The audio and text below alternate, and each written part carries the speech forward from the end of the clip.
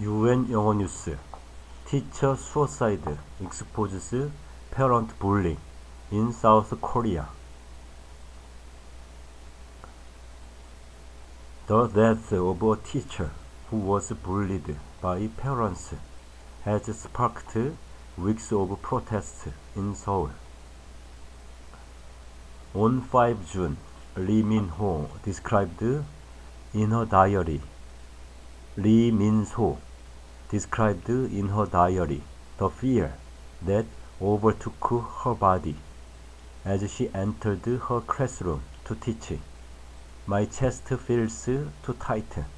I feel like I'm going to fall somewhere. I don't even know where I am.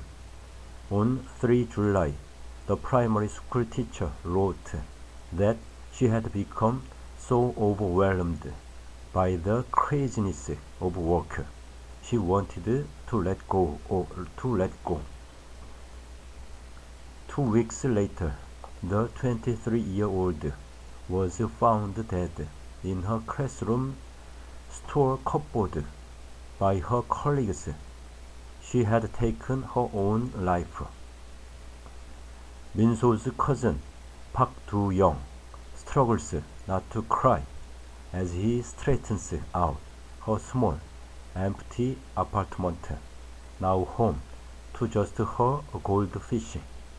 Her bed is unmade, and beside it sits a pile of drawings from her first-grade students, telling her how much they loved her. Underneath is a stack of library books on how to cope with depression. Park says his cousin had been teaching for a little over a year, fulfilling her childhood dream by following her mother into the profession. She had adored the kids, he says. So, in the days after his cousin's death, which police quickly pinned on a recent break-up, Park assumed the role of detective. He unearthed hundreds of diary entries, work logs, and text messages. They revealed that in the months leading up to her suicide, Min-so had been bombarded by complaints from parents. Most recently, one of her pupils had slashed another child's head with a pencil, and she'd been embroiled in heated late phone calls and messages with the parents. People pay respects at the primary school where a 23-year-old teacher took her own life. This tragedy has unleashed a wave of anger from primary school teachers across South Korea who have started to share their experiences of being bullied by overbearing parents and unruly children. They say parents frequently push them to breaking point by calling their personal phones every hour of the day and weekends, incessantly and unfairly complaining. Some of the complaints have an especially sinister edge. Teachers can be reported for child abuse, for restraining a violent child, while a telling offer is frequently labeled as emotional abuse. Such accusations can see teachers immediately removed from their jobs. One teacher received a complaint after denying a parent's request to wake their child up with a phone call each morning. Another was reported for emotional abuse after taking reward stickers off a boy who had cut his classmate with scissors.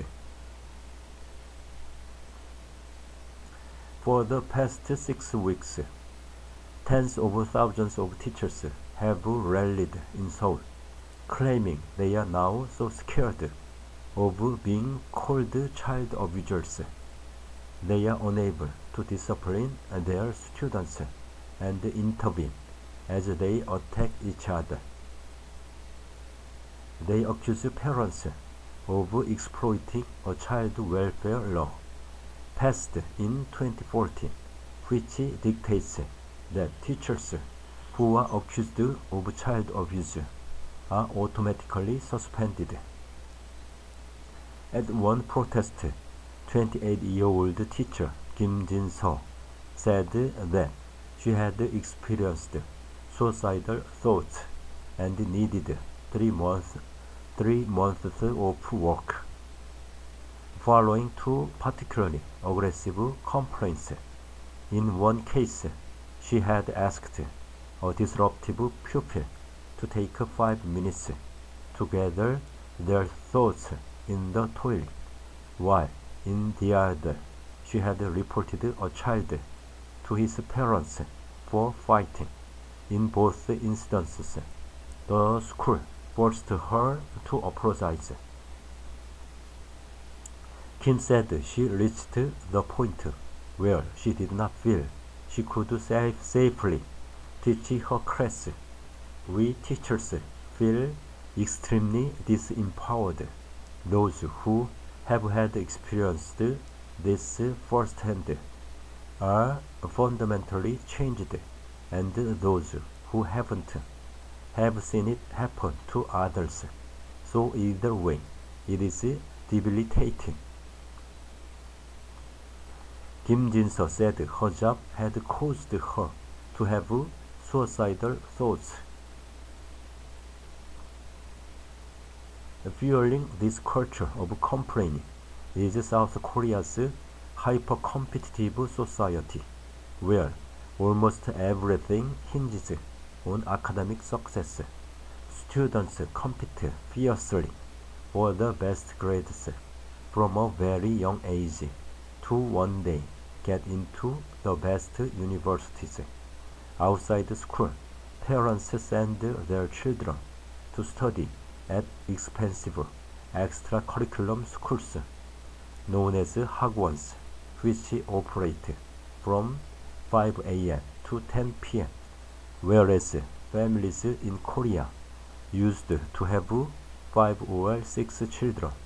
Now most have just one, meaning they have just one shot at success. Professor Kim Bong-jae, who trains future teachers at Seoul National University of Education, said rising inequality was also to blame.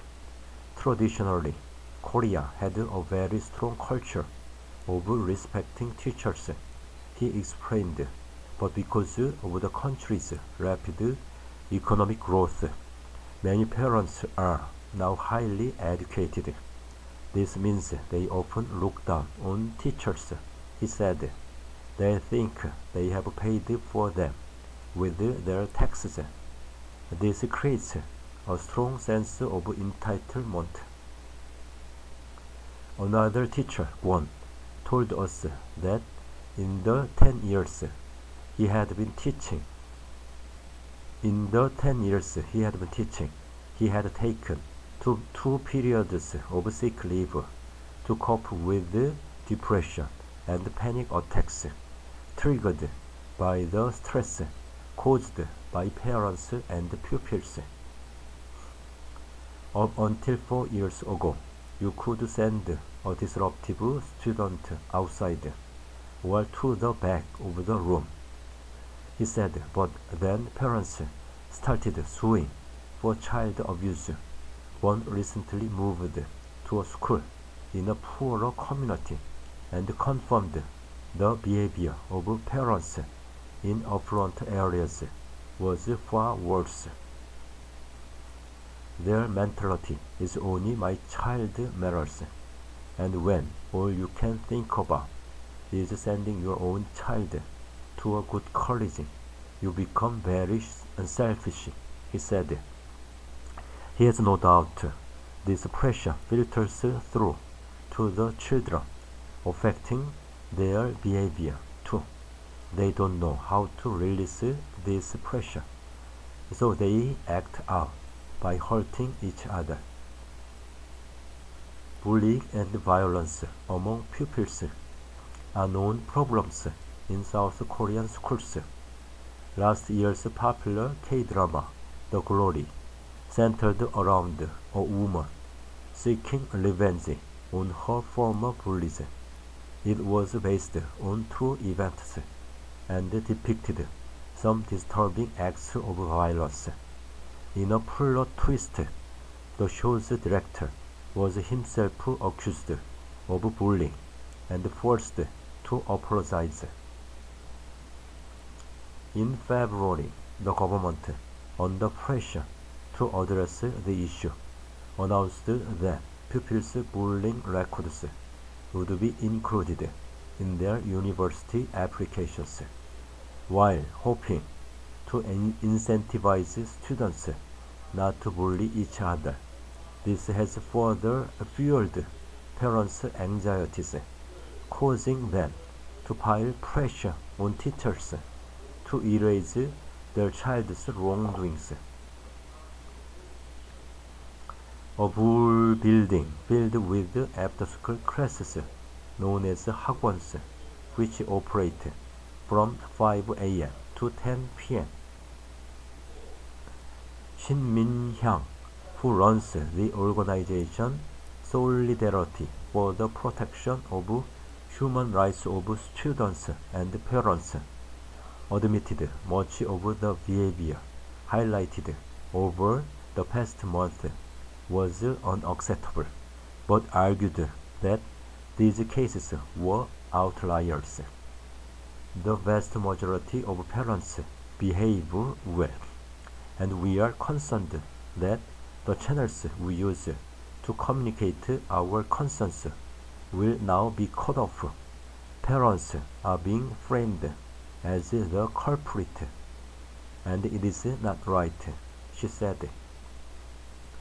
But Shin admitted she had complained about teachers in the past and would like more input over what her child was taught and how they were disciplined. One parent, who did not want to be named, said he worried complaints had sprawled out of hand. He showed us the contents of a group chat in which parents were encouraging each other to harass a teacher over a decision she had made. If your number gets blocked, then use your family and friends' phones to call, one parent on the chat had instructed. If teachers don't have the power to intervene with problematic students, then others will be negatively affected, the unnamed parent told us. Additionally, students may be left with fewer teachers altogether. According to a 2023 survey, less than a quarter of teachers, 24%, were satisfied with their job, down from 68% in 2006 when the survey began. A large majority said they had thought about leaving the profession in the past year. The government has agreed its classrooms are broken. It has issued new guidelines to teachers, stating that teachers will be able to remove disruptive students from the classroom and restrain them if necessary. They say that parents must agree with teachers the date and time of meetings in advance, and teachers can refuse to meet after work. South Korea's education minister Lee Ju-ho said he hoped these measures would return schools back to what they should be. But there are plenty here who argue it is not just classrooms that are broken, that South Korea's entire education system needs to be reformed, along with society's narrow definition of success, because everyone stands to benefit from a society where grades do not make or break lives.